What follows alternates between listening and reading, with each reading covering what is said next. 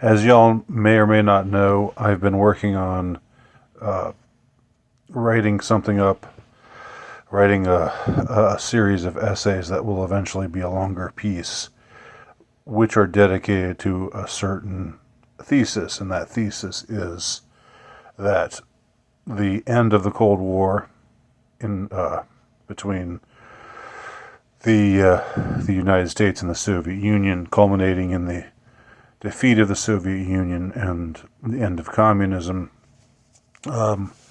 was what essentially opened the floodgates to the movement that's afterwards been known as variously as political correctness, PC, SJWism, or today it's most often just gets called wokery or wokeness or wokeism. This all started. There was not a trace of this sort of thing.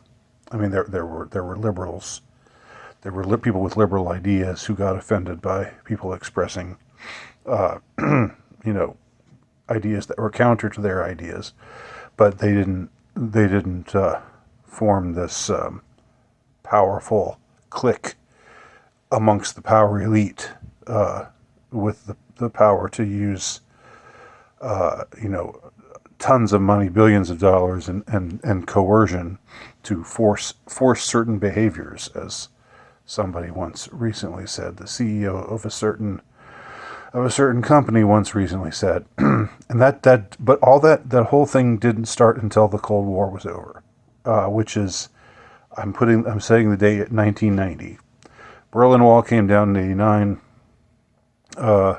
The Soviet Union was basically over in all but name by 1990. So my thesis is that there was time to dedicate you know, more men and material, as they say in wartime, because I think it is a war. They've shifted the war. They were focusing the war outward for the duration of the Cold War, because the elites, the inner sanctum, the truly powerful people needed to flatter and massage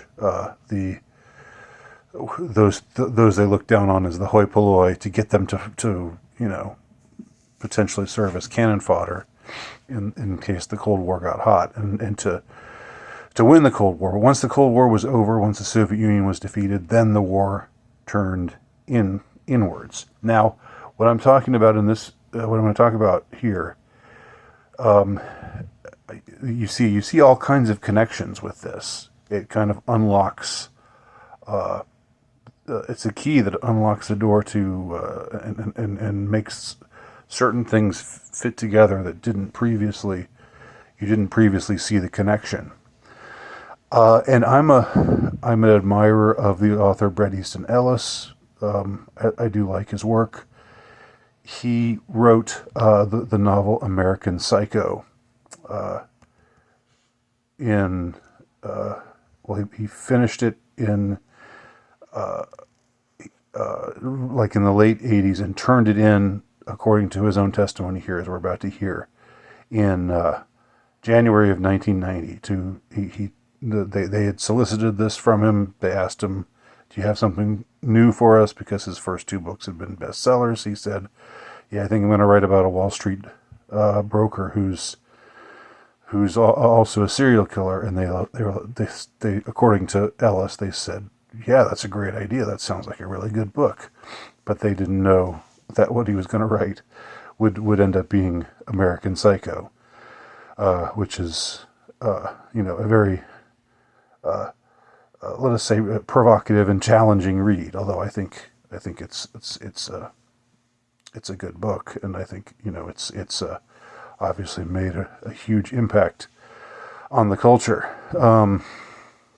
But Simon and Schuster, as he says, they as we'll hear him talk about here in a minute, in 1990, that crucial year 1990, they kept putting it off and putting it off and putting it off, and then finally at the end of the year they told him, we're not going to do this. We don't want to do this. And they announced that they rejected American Psycho because of out of taste. Was what they said. Now, I'm going to hear. We are going to hear directly from Ellis here, because I think what he says is interesting and important in the context of all of this. So they seem to take the book literally. They seemed to believe that a depiction of violence is an act of violence, a depiction of misogyny is an act of misogyny. They read it wrong. And so they canceled it. And they fired me. And they couldn't take back the advance that they'd given me, the money they'd given me. They asked me to write the novel. They said, what is your third novel? And I said, it's about a young guy who works on Wall Street who happens to also be a serial killer. We love it. We love it. That's all I told them. And they gave me a ton of money to write this book. Well, a ton of money in 1987, 86. And I had a couple bestsellers before, so anyway. But I think they thought it was going to be a different novel. I think they thought it was going to be a more traditional novel, and I think they thought it was going to be maybe have a more traditional detective, and maybe there was a girl in trouble, and that the killer would be caught, and that order would resume. And I didn't write that kind of novel. I was consumed with trying to find a way to portray madness on the page. Okay, all this is interesting, and I'm going to I'll put the link so you can see this whole. I think this is a part of a longer interview, but I'm just going from this portion of the interview where they're talking about American Psycho. So he talks about how he thinks they misunderstood the book, and that's why they rejected it. But in a minute, he goes into some other things that I want to elaborate on with respect to the thesis that I'm writing about right now. How do you portray insanity on the page without going all Stephen King or whatever? Is it through obsessive repetition? Is it through noticing only all the clothing and what everyone's wearing? Is it that is kind of original, hasn't been done, and it's reflected in Patrick Bateman. So anyway, the book was canceled. It was picked up by a better publisher, but I also, because of the controversy and the contents of American Psycho, I was canceled by 31 publishers around the world. They all dropped me. Every single one dropped me except for one, Picador. Picador in the UK was the only publisher who kept me, but I lost every single publisher. And as my agent said, we had to start again. So this is, I'm just following up on what he said just there. This was like a lemming-like behavior from publishing companies, that all of a sudden after Simon & Schuster rejected Ellis's American Psycho, and it was picked up by another company called Knopf, which wasn't as big of a company, but was still willing to publish the novel. He was then dropped. He talks about it as being canceled. Back then, people didn't talk about being canceled. That wasn't in the terminology.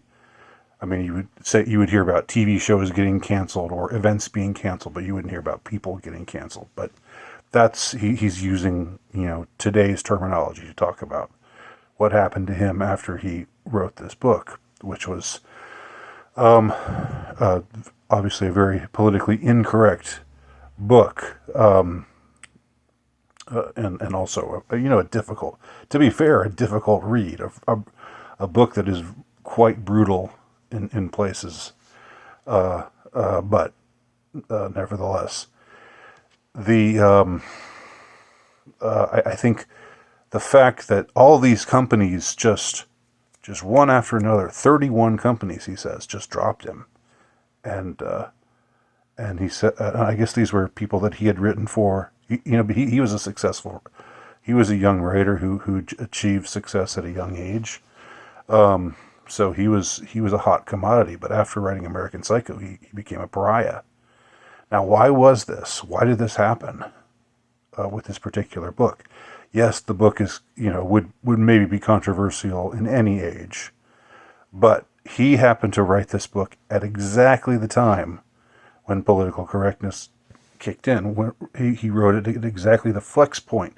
He finished writing the book at exactly the flex point, which is 1990, between the end of the Cold War and the inception and metastic growth of political correctness. And I say metastic deliberately because it is cancerous. So, moving on. With the new book.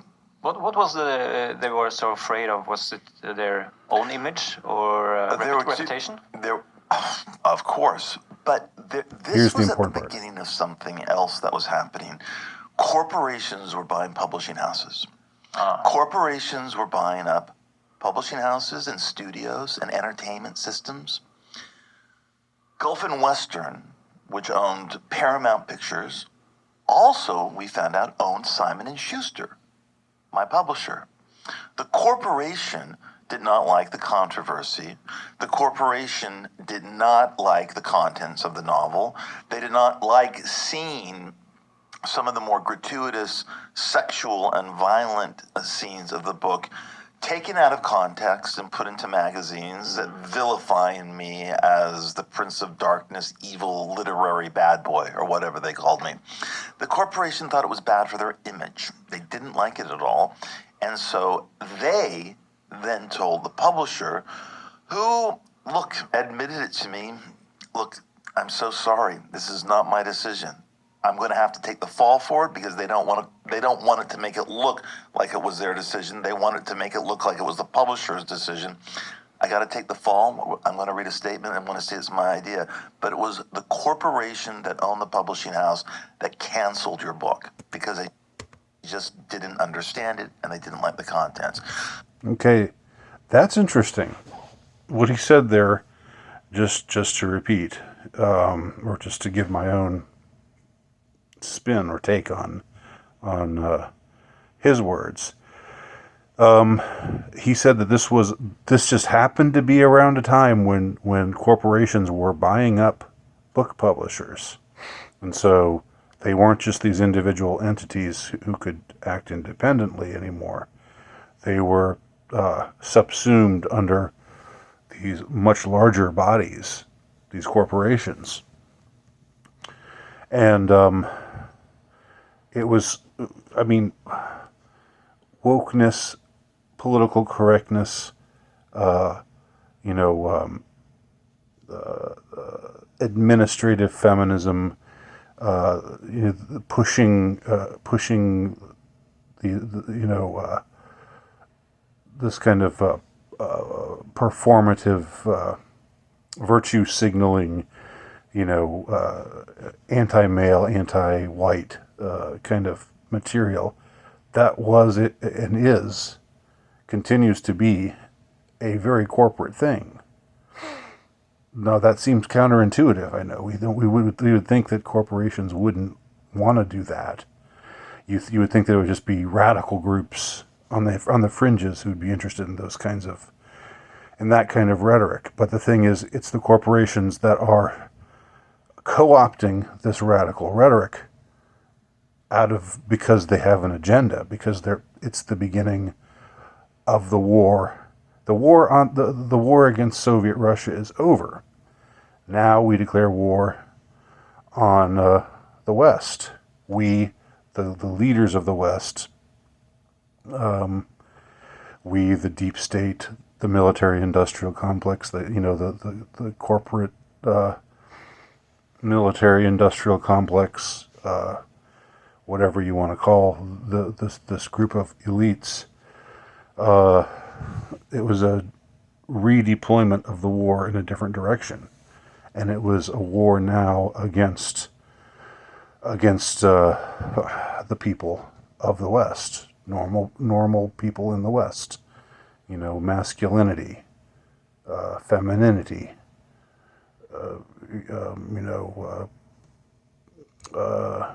people who prefer to stay within their own racial group, or just not to vilify one racial group, egregiously. Now it was all, just pushing this anti-white, anti-male, anti-heteronormativity agenda. And it all started up in the 90s. It gathered steam through the years. It didn't all start at once.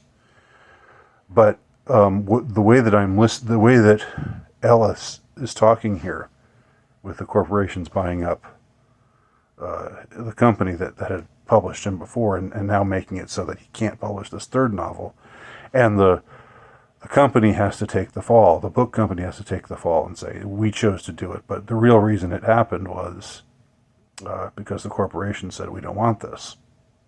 Let's see if he has anything else interesting to say here about this subject. So, in a weird way, you could also say maybe that was the best thing that ever happened to you, Bret. Maybe that was a great thing. I actually was young enough to be resilient to not give a shit. I really didn't care. I did notice a lot of schadenfreude among my writer friends who are my age, who told me, this is just a terrible thing. You're never going to be published by a mainstream publisher again. You're probably not going to get any writing gigs for a year and a half, which is true. No magazine approached me. No one came near me. I was fine. So, yeah, it's an interesting... I'll leave the link to it below if you want to watch the rest of it. And I think it's part of... Like I said, I think it's part of a larger interview. And he's a very engaging person to interview. So, but I just wanted to hone in on, for my purposes, to hone in on the fact that this book, American Psycho, which was very provocative and pushed certain buttons, and made an anti-hero out of this rich white preppy guy who murdered women and used racial slurs, and there's lots of material in that book. I mean, that's definitely not it doesn't suit what the architects of the new America, of the new normal. It doesn't suit what they want to have put out there at all. Even though a lot of it is satire, even though it's not supposed to be read, in any kind of the character of Patrick Bateman is not supposed to be seen as a good guy or anything. His acts aren't supposed to be glorified or seen as justifiable in any way. But still, the very fact that this kind of stuff is getting out there. You saw this in 1990 and thereabouts. You saw this interlinking between radical feminist groups and corporate interests. You saw the co-opting of radical ideas, certain types of radical ideas, specifically radical feminism, and also anti-white ethnic activism, black activism, and so forth. Anything that worked to vilify whiteness, and anything that worked to vilify masculinity, maleness. And so I think Ellis was just caught in the crossfire here. He didn't, and he has some knowledge of, he got hip to the fact that the corporations were taking over. But what I'm suggesting is that maybe there's more even to the corporations taking over, and the agendas that they were pushing deliberately. That maybe it wasn't just a we're concerned with our image thing. Maybe it was more of a we reject this because of ideology sort of thing. That's what I suspect anyway. So let me know what you think. And by the way, if you're interested in my thesis, I posted the last couple things I've written on Substack regarding my 1990 thesis. So you can read it there. And that's it. Thanks for watching.